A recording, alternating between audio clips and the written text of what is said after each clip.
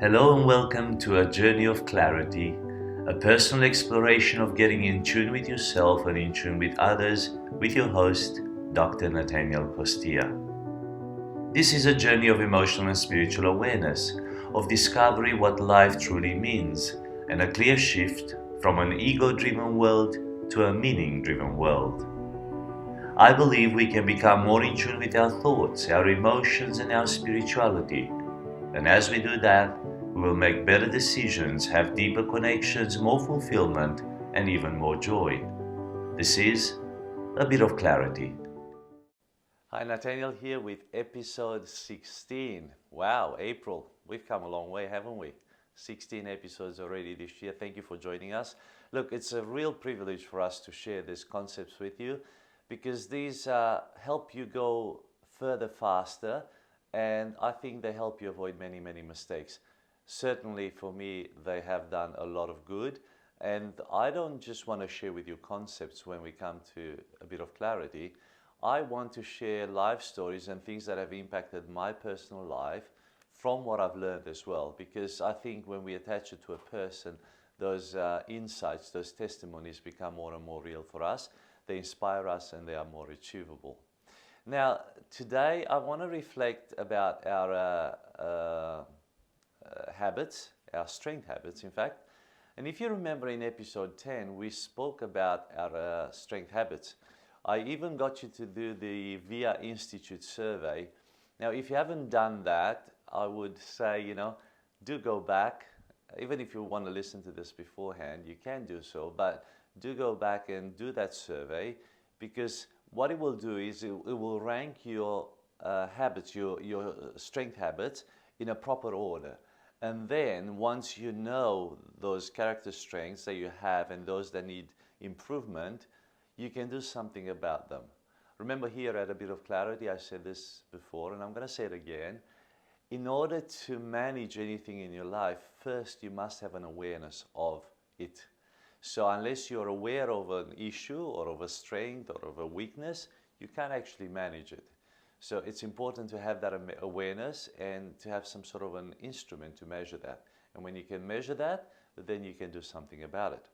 Now, when you went through the character strengths through the VIA Institute and you found all the strengths that you have and you found those strengths that aren't really strengths for you, you probably thought, okay, Nathaniel, well, what can I do to improve those? There's a few of them that are really on the bottom of the list and I'd love to do something about them.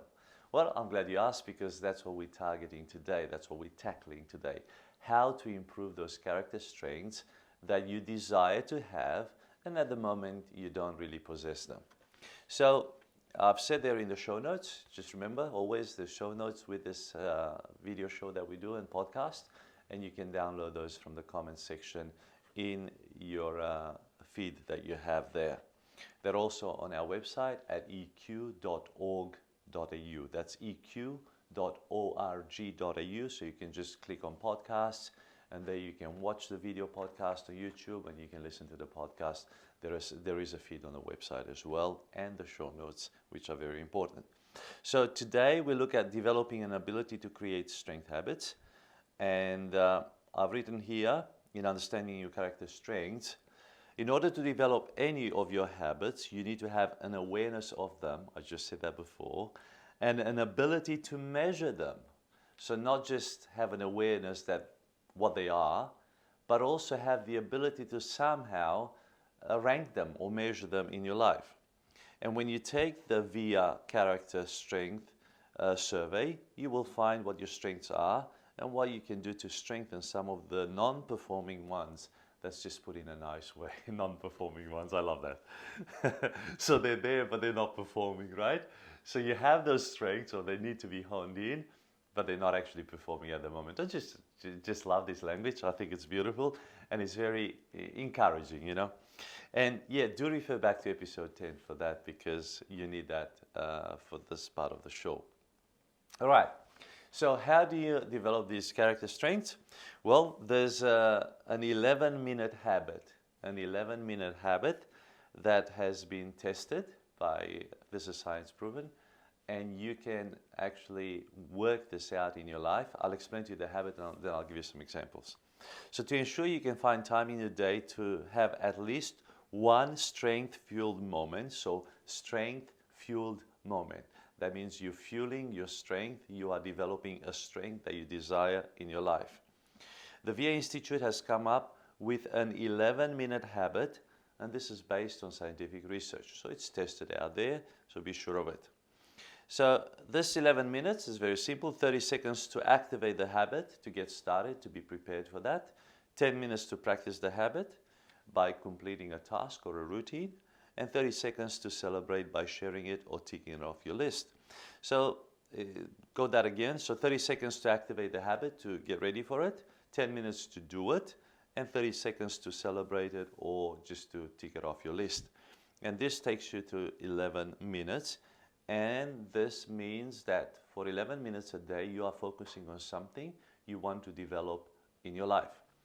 For example, I went through a stage when I was a little bit down in my life. And because I teach positive psychology, I teach emotional intelligence, I thought, you know, what would I tell a client when a client is feeling down? Naturally, I would talk to them about gratitude. I would help them come up with the best things that are in their lives, to identify those things that are wonderful in their lives. Because when you're feeling down, you need to be lifted up. And how do you get lifted up? By focusing on the things that you have rather than on focusing on the things that you don't have. So what I did is I began jotting down for about 5 to 10 minutes the wonderful things that are happening in my life and things that I have, things that I am grateful for. So almost like a gratitude journal. So I kept jotting things down for about 7-8 minutes, and then I reflected on them, I looked at them, and I thought to myself, well, that's exactly what I need. I needed to look at the positives in my life, the things that I'm thankful and grateful for, and this has lifted up my spirit in the very moment. So then the next day, I needed to hone in on this habit, this character strength, so it becomes part of my life. You can't just do it once for 10 minutes and hope that this is it. If I would like this to become a character strength in my life, it has to become habitual. How does it become habitual? By practicing it daily for a period of time, normally for about 6 to 8 weeks, probably about 30, 40 days, if you really want to develop that habit. But you've got to start somewhere. So then I began jotting down every night those things that I'm grateful for. So it was like a journal. As I said, it was like a gratitude journal. So it took me about, less than a minute to get ready to jot those things down. Just open the notebook and start writing things down. And about 7-8 minutes to jot 10-15 things that I'm grateful for and why I am thankful for those things.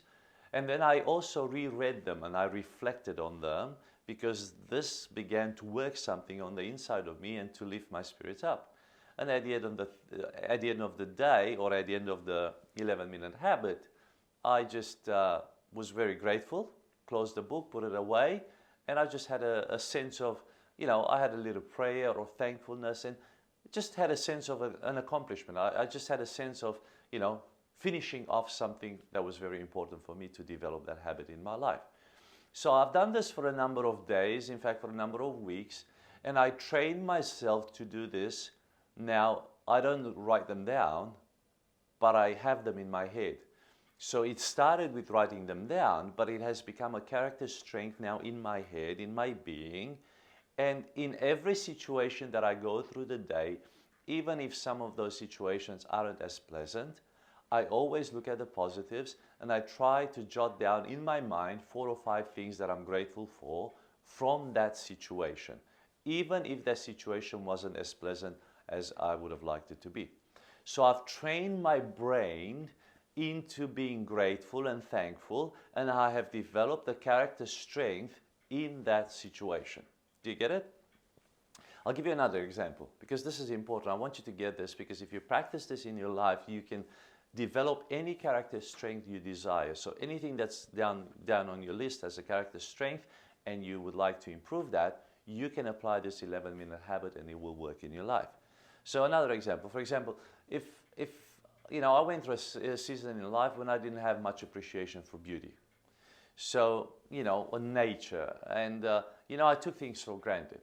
But then I realized that so many people are enjoying life because they have an appreciation of beauty. They see the beauty outside. Whereas for me, it was just normal, you know. I didn't have any sense of seeing the beauty in the everyday. So then what I began doing is I began waking up early in the morning and watching the sunrise. Now, you can do many things to appreciate beauty.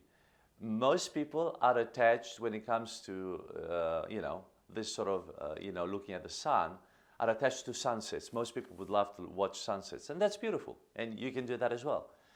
But then I switched it around. I said, I really want to appreciate beauty in nature, and I want to do it at a time when it's disruptive to me, when I normally wouldn't do it. Because if I want to develop a 10, 15 minute habit, I can't do it every night, because every night I'm not available to watch the sunset, to appreciate that beauty. But I can do it in the morning because I can wake up before I go to work, and I can do that in the morning. So I began watching the sunrise for a number of days, appreciating the beauty of the sunrise. And I'm not sure if you've ever done this, but it's absolutely magnificent. I mean, the way the sun rises is much more different than the way it sets. And all nature comes alive, and you hear different sounds, the birds, everything. And right where I live, not far away from my house, there's a beautiful lake called Lake Herdsman. And this is an immense sanctuary of bird life. I mean, it's also the most infested lake with tiger snakes in the world. But I've only seen a couple in all these years that I've lived next to it. But just to appreciate that beauty at that early hour of the morning changed my perspective of the way I look at nature. Now, I appreciate beauty in every park or every beach, everywhere, because I, again, train my brain, I condition my brain to look for the beauty in every situation, especially nature. But it didn't just happen naturally. It was an intentional thing that I started doing. I got up early in the morning, I watched the sunrise, and I began to allow myself to experience that present tense moment and appreciate the beauty of that. So whatever character strength you want to develop in your life, just remember you can do it by practicing it daily for about 10-15 minutes. And that 11-minute habit is there for you as a formula. Now, 5 science-backed habits for work and life. I'm giving you some important hacks here. You ready? So in a world filled with failure and struggle, we need to develop mental strengths that become part of our life routine. So these have to become part of the everyday that we do. Number 1, you ready? Fuel your purpose. Go again. Fuel your purpose. Passion is energy. Feel the power that comes from focusing on what excites you, said Oprah Winfrey, very successful lady. She said, passion is energy. So find the passion and feel the power that comes when you focus on those things that excite you. So ignite the passion in your life and fuel that passion. Learn to ignite your mental power by stirring up your passion, the why of your life. Why are you doing this? Why are you struggling on? Why are you pushing on? Why is this important to you? Find the core part of your being, the values, the priorities that your life. Reiterate them and ask yourself, okay, why is, let's say, if I have a family value, why is the family important to me? Well, it's important to me because it's a safe haven for me. It's a place where I can be myself, where I give love and I feel loved. And when I think about my family, I'm stirred up with passion to get up and keep going whatever it takes. So fuel your purpose in life. If you want to achieve a degree, let's say you want to go to school, and you say, look, I really want to get this degree because this is important. This will get me in life to the purpose that I have, because I want to, I don't know, become a doctor or become a lawyer or become an engineer. And then I fuel my passion into that task, and I just go for it and I stick to it. So fuel your purpose. Number 2, seize the day. Seize the day. And the great Tony Robbins said, the path to success is to take massive, determined action. Say that again. The path to success is to take massive, determined action. Remember here we said Maya, M-A-I-A, massive and immediate action? Well, all the positive speakers out there, these gurus, these amazing trainers, will tell you that the key to success is to take immediate and massive action. You know, none of us have reached our potential. All of us can do a lot more than we're doing at this moment in time. We just don't go for it. We never push ourselves. We never break the limits. We should push ourselves and live within the maximum of our being all the time, because we are truly limitless. So seize the day. Move from wishing to doing. So stop just, oh, I wish, I wish, I wish. No, no, no. So just get on with doing, stop procrastinating. Move from planning to action. I mean, how many times you probably, if you're like me, I like to plan things. I've got diaries and I've got journals and I've got all these things and planners, and I like to plan things. And sometimes I don't do them. You know, it just carries on from day to day. You know, I've planned it yesterday. I had it in my diary 3 days ago, and it's still as a priority in my diary. And it gets to me. It really frustrates me. So the best way to deal with that is to get that task done. You know. So rather than pushing it to tomorrow, just get it done immediately, right? So move from planning to action. I am working on that as well. I don't like saying I'm struggling with that. I would rather say I am working on that as well. You know, it's how you language things, all right? Okay, action creates momentum and alignment. Momentum is one of the greatest things that will work for you in your life in whatever you do. So when you gain momentum, learn not to stop. Have the awareness that you have the momentum, that it has been ignited, it has been put into motion, and go with that momentum while the day is on, while the activity is on. Don't stop during momentum. And while you're moving, alignment happens as well. So just be aware of this and know that when you have momentum, there's always alignment as well as a side effect of that. Adjust your everyday environment. So, you know, whatever it takes, prepare yourself to eliminate distractions. So adjust your environment. If you need to work on something, let's say in your office, get away, you know, move away all the distractions, make space, you know, switch off notifications, switch off your phone, do whatever it takes to seize that day, to work that day, you know, clear your desk, get the best chair that's ergonomic, put the right music on, adjust your environment, you know, have the right cup of coffee, the right cup of tea, whatever it is that you take. You know, if you need a bit of extra energy, make sure you've got some nuts or some fruit or something that will keep you going. Adjust your environment, seize that opportunity, you know.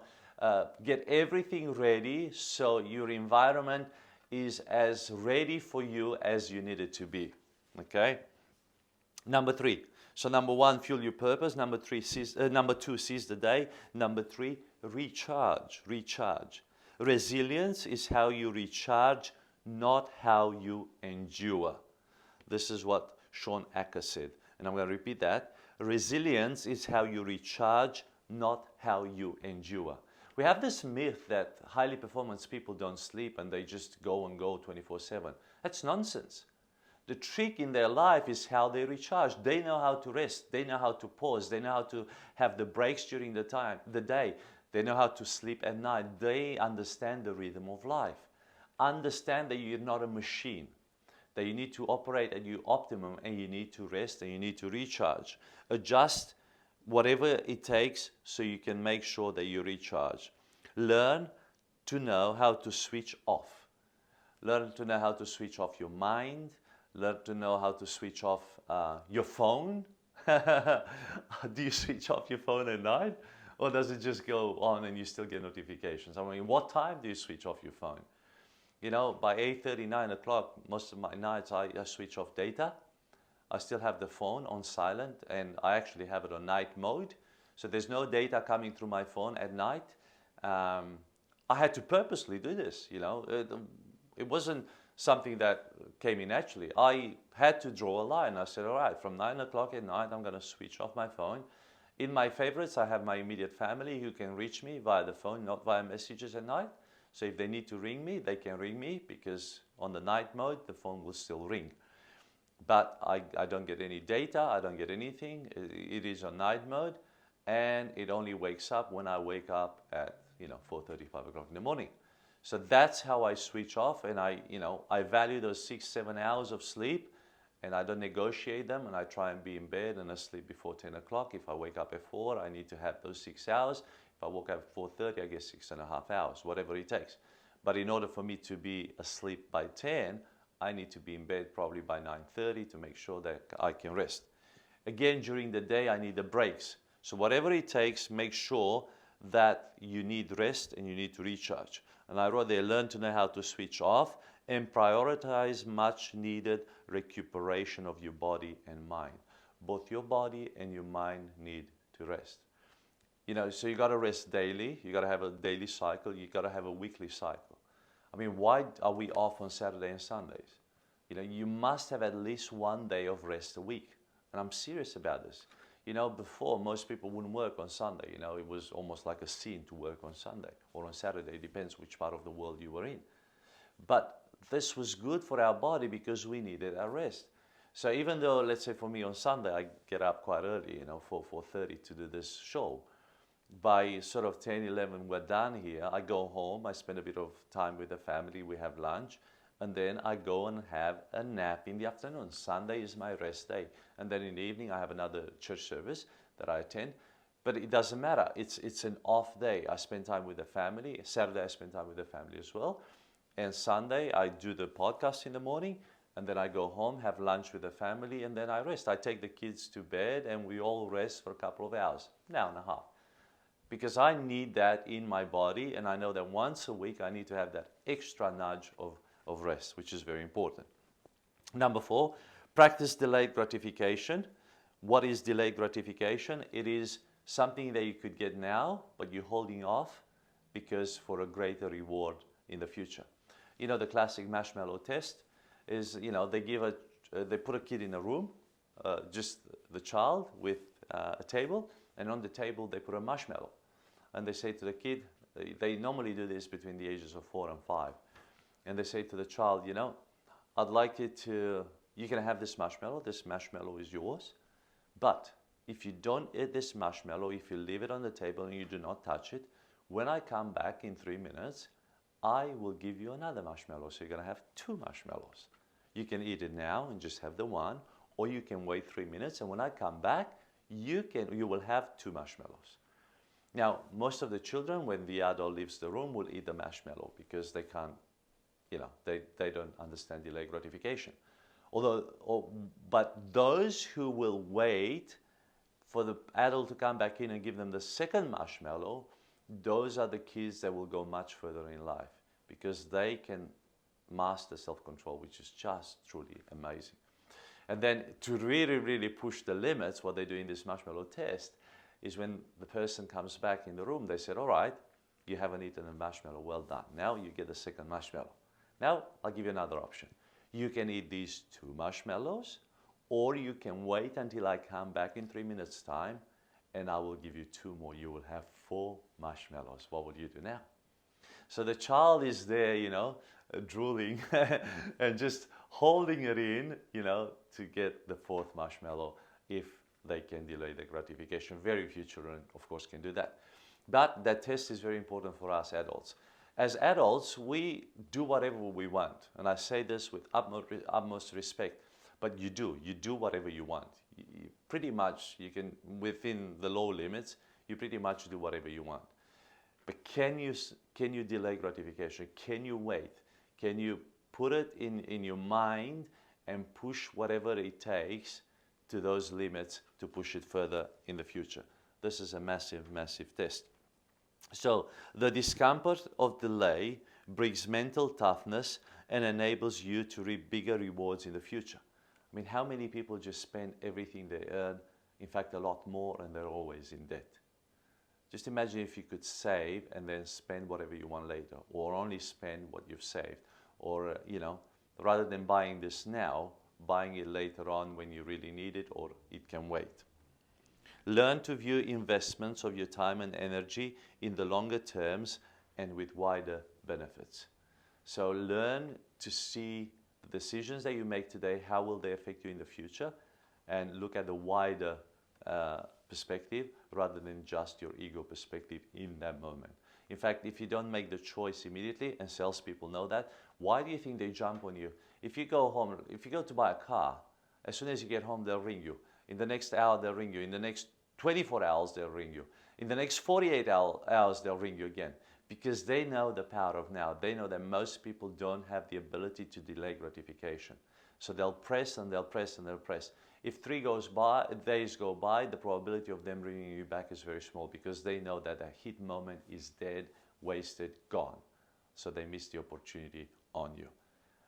Now you can reverse engineer that for you and just wait until you make the decision with the best ability that you can. Number 5, surround yourself with people that build you up. Oprah once said, surround yourself with people who are going to lift you higher. Who are your friends? Who do you spend time with? Do these people lift you up or drag you down? Emotions are contagious, and success stories will inspire you to work harder to become better. So the emotions that people carry in the conversation, they are contagious. If they have down emotions, if they have poor emotions, they will bring those to you. You will rub off them. If they bring higher emotions, better emotions, they will lift you up higher. Their success stories will inspire you to become successful as well.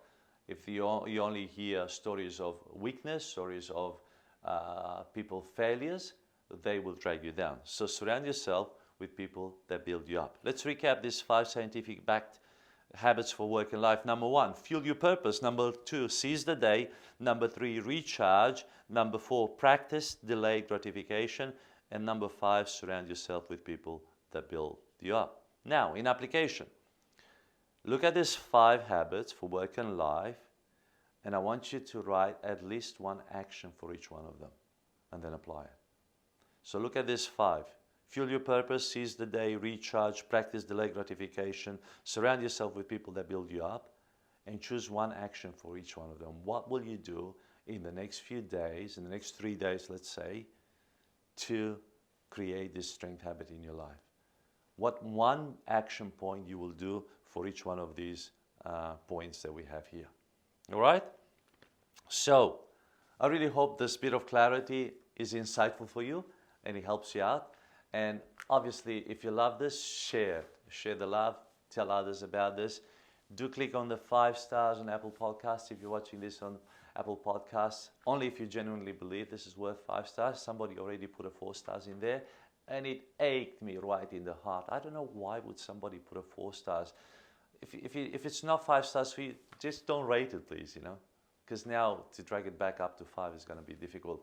And if you're that person who put a 4 stars up there, do go back and lift it up to 5 stars if you can. Thank you so much. We love what we do, and we hope that you love it as well. And thank you to all those people who share this content, who rate us. This is very important to us, and the feedback that I receive.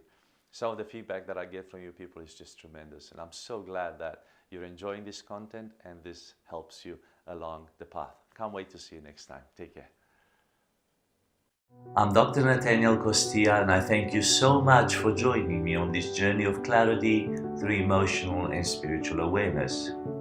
If you feel blessed by this presentation, please subscribe, rate, comment, and share it wherever you're enjoying it. And until next time, this was a bit of clarity.